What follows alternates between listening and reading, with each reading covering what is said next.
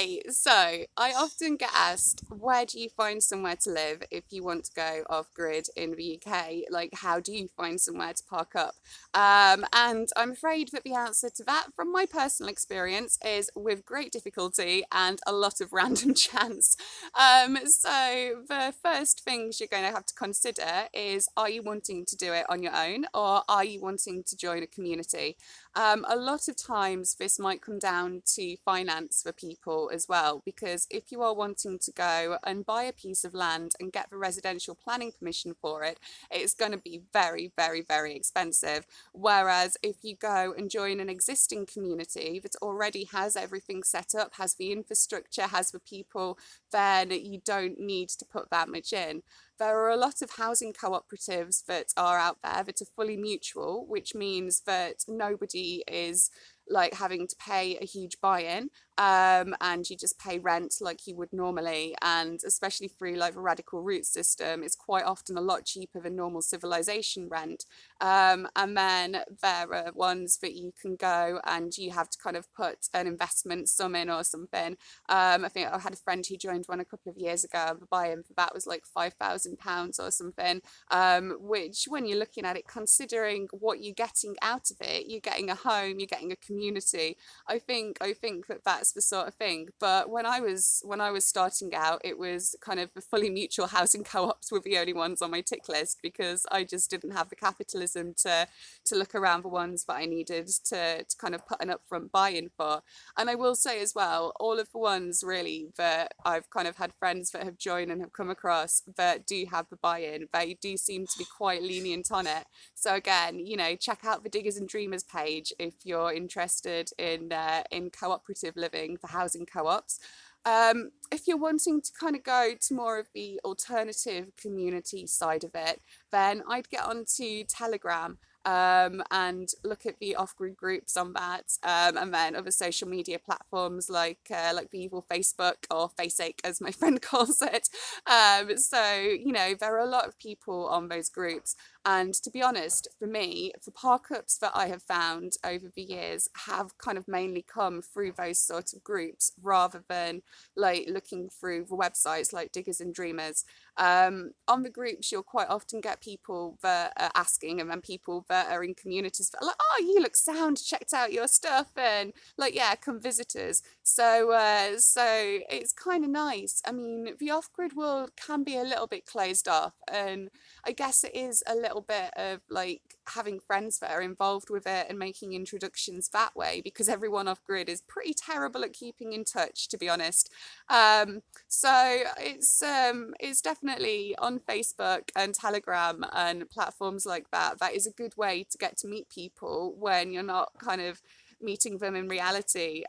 So yeah, get on those sort of groups, get asking, get talking to people, and yeah, that would be a very good way to go. And as well, if you do consider joining a community, you've got to think everything is going to be set up. You're going to have people there. You're not doing it on your own. If you do struggle, like if your solar breaks or if your gas is kind of completely knackered, then you've got people to help you out, and you can help people out in turn. And that's how it works. And that's why I like community. Nobody's doing it on their own.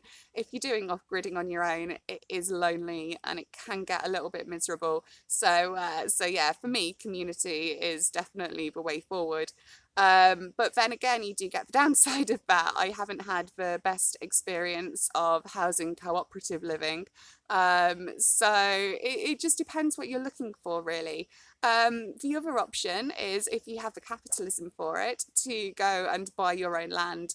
Where I am living at the moment, I am very, very lucky that an absolutely awesome human being, and if you're watching this, hey, I hope you're good, helped me out and gave me a wonderful, wonderful park up. So the land that my caravan's on at the moment, it's got full permission, and I am in a very, very blessed situation. But it was really just kind of like look at the draw, really. I think that kind of made that connection and got me that park up. So very, very grateful to the universe, and for introducing such wonderful people into my existence. But it's a bit difficult, and there has been times where I've been living on my friends' driveways in my caravan. I mean, when I first started out, that was, I think it was like 3 weeks, 3 or 4 weeks, I'd kind of like been on a friend's driveway, and I'm like, oh my good God, I'm not really doing the off-grid living thing right now, am I? But finding a park up is difficult.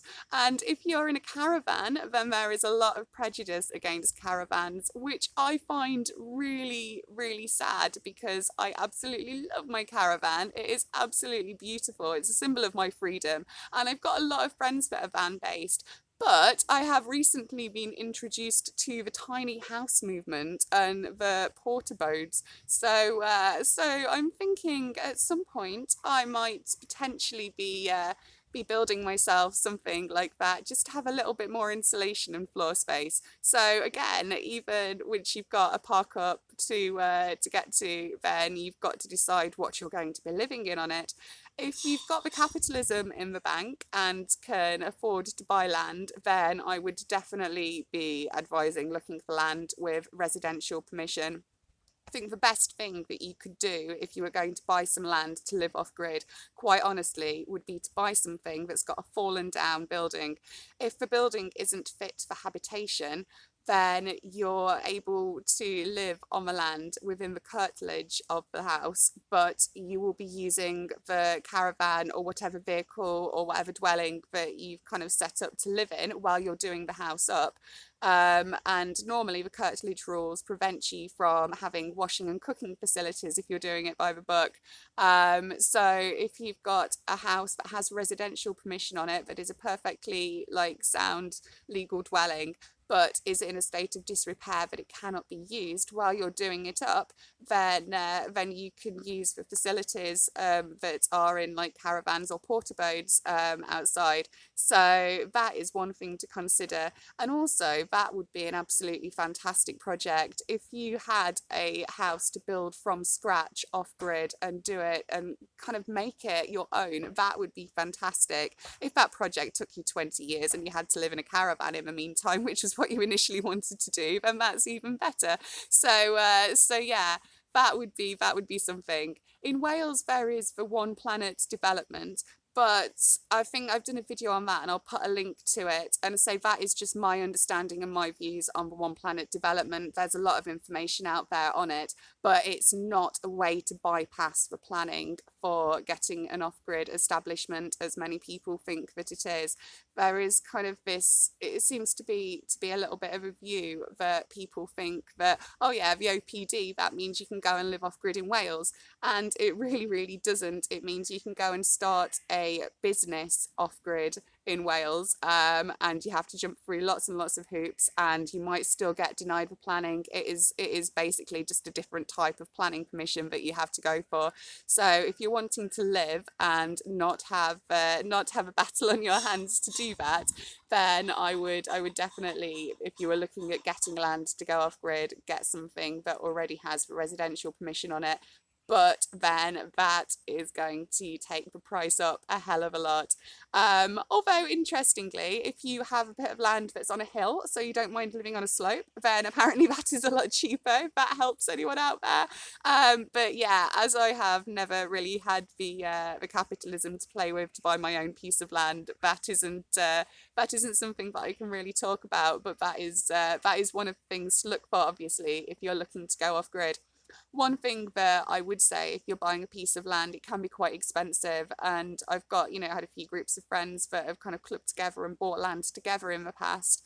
So yeah, that's always a good thing. But just again, with that, make sure that everyone's got it clearly in a legal contract, so everyone knows exactly what the access is, because you don't know when people's circumstances are going to change, and somebody might, put a lot of money into an investment with you, and then all of a sudden need to sell it, and then you've got a stranger owning the land with you, or you've got a friend that's really, really strapped for cash. So again, it's to me, I do not want to own a piece of land. It is too much hassle. It is too much stress. But living on land with permission, that is the lucky situation that I have managed to be in. So it is achievable, but it's just getting out there and talking to people. Festivals like the Green Gathering, they are absolutely fantastic. A lot of off-gridders turning up to those. So yeah, if Green Gathering happens next year. I was gutted that the gathering was cancelled this year due to the COVID. But there's also the Northern Green Gathering, and that did go ahead. So that's Green Gathering is definitely a good starting place. Get on Telegram, check off some of the off-grid groups on there, and yeah. And one thing again that I will stress is that people off grid are pretty terrible at communication. It took me 9 months once to get a response for a community that I was with for a couple of years. So don't be discouraged or disheartened if you're contacting people and nobody's getting back to you. We are all just out of signal and living in a hedgerow pretty much. So yep. But anyone starting their off-grid journey, lots of love and welcome to the tribe. Pixie out.